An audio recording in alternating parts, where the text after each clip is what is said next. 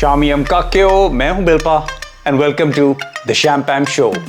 मेरे पास कोई काम की बात नहीं है करने के लिए, but still let's start the show.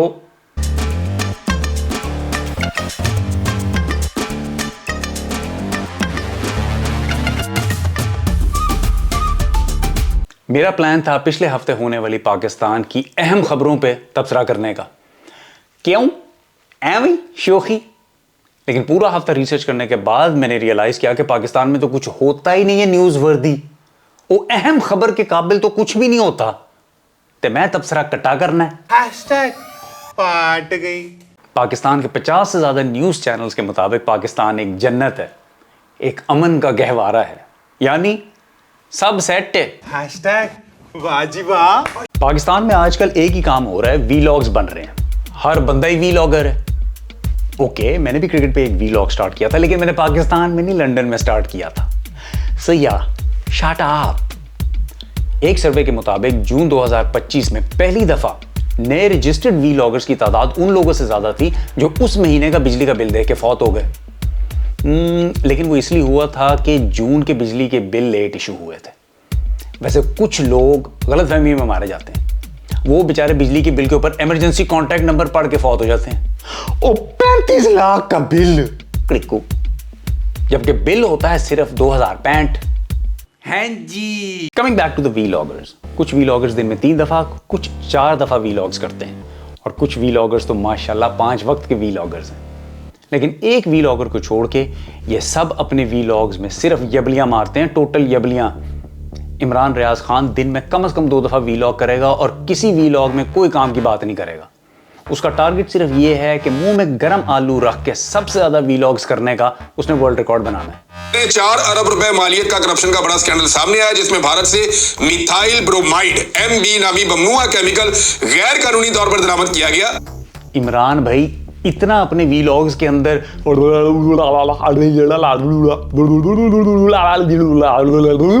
करते हैं कि काफी बातों की समझ ही नहीं आती। मंसूर अली खान का vlog total waste of time. इसका एक्सपर्ट एनालिसिस सिर्फ ये होता है कि इसने इंटरनेशनल हेडलाइंस की पंजाबी ट्रांसलेशन करनी है। और वो उसको कोट करते हुए कह रहे हैं कि साडा सिर्फ एक जहाज डिग गया राफेल, और वो भी टेक्निकल इशू था। उन्होंने कहा भाजी ए जेडी तुसी कोटेशन लेके चल रहे हो ना, एरिक ट्रैपियन ने ऑपरेशन सिंदूर के ऊपर कोई कमेंट किया ही नहीं हुआ। आफ्ताब इकबाल AKA चाचू टैपस्टर का काम है मुईद पीरजादा का वीलॉग चोरी कर नहीं मुईद पीरजादा का वीलॉग मुश्किल उर्दू में रिसाइकल करना और फिर उस वीलॉग पे अपनी यबलियों की गार्निशिंग करना। सिर्फ एक बंदा है जिसका वीलॉग जबरदस्त है, और वो बंदा है मुईद पीरजादा।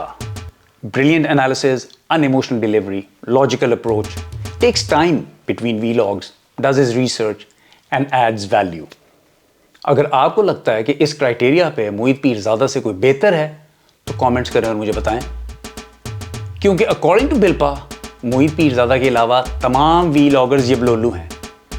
यबलोलू से याद आया, आफ्ताब इकबाल AKA चाचू टैपस्टर की नई यबली चेक करें। ये जो रैपर होता है ना चिप्स का या किस चीज का, ये ठक करके सड़क पे फेंकना नहीं, बल्कि फेंके हुए को उठाना। आफ्ताब साहब व्हाट द ठक, इतनी बड़ी यबली। चिप्स का रैपर फेंकने से ठक की आवाज नहीं आती। व्हाट द ठक इज रॉन्ग विद यू। जब आप चिप्स का रैपर फेंकते हैं तो ना आपके हाथ से आवाज आती है ठक, ना रैपर गिरने की आवाज होती है ठक। चिप्स में तो गुठली भी नहीं होती जिसके फेंकने से आवाज आए ठक, अनलेस उकाड़ा में चिप्स मिलते हैं जिसमें गिटक होती है। By the way, you are the only person from उकाड़ा जिसने चिप्स का रैपर कहा है और चिप्स का पॉकेट नहीं। सो वेल डन उकाड़ा। वैसे ठक एक वैलिड आवाज है, लेकिन आपने उस आवाज का इस्तेमाल सही नहीं किया। ठक का सही इस्तेमाल यह है, ना एक पैराग्राफ की खबर उठा के दे ठक ठक ठक ठक। आप जिन ऑब्जेक्ट्स की बात कर रहे हैं उनको हिलाने या गिराने से ठक की आवाज नहीं आती, लेकिन आवाजों के मामले में यह गलती हो जाती है।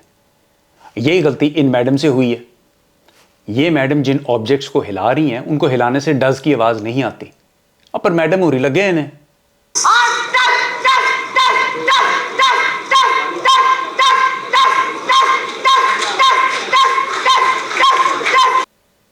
You didn't see that one coming.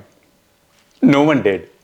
और अब एक सवाल डम एसिस्तान से, एक सादा सा सवाल फ्रॉम द पीपल ऑफ डम एसिस्तान to the people of Pakistan. आप लोग हर उस बंदे के लिए जो फौत हो जाए ये दुआ क्यों करते हैं कि अल्लाह इसको गरी के रहमत करे, या अल्लाह इसको जन्नत में आला मकाम अता करे, या अल्लाह इसके लिए अगली मंजिल आसान करे? सवाल ये है कि हर बंदे के लिए ये दुआ क्यों करते हैं? नेक लोग इस दुआ के लिए एलिजिबल हैं, दैट्स लॉजिकल। लेकिन आप फर्ज कर लें कि आपके ताया अबू जहरीली शराब पीने से मर गए हैं, क्या आप उनके लिए भी ये दुआ करेंगे? या आपके मामू का बड़ा बेटा थाईलैंड में मसाज कराता हुआ एक्साइटमेंट से मर गया, उस बेचारे की हैप्पी एंडिंग से पहले उसकी दी एंडिंग हो जाए, तो क्या आप उसके लिए भी ये दुआ करेंगे? या फर्ज करें आपकी फुप्पी का कत्ल कर दिया उसी की बेटी ने, क्यों? क्योंकि फुप्पी का अफेयर चल रहा था दामाद के साथ। अच्छा, ये एग्जाम्पल मैंने लिया है पाकिस्तानी टीवी ड्रामों से, क्योंकि टीवी ड्रामे तो माशरे की हकीकत ही दिखा रहे होते हैं। सो द क्वेश्चन इज कि हर बंदा तो इस दुआ के लिए एलिजिबल नहीं है, तो जो बंदा इस दुआ के लिए एलिजिबल नहीं है, आप उनके लिए क्या कहते हैं? कमेंट्स करें और हमें बताएं।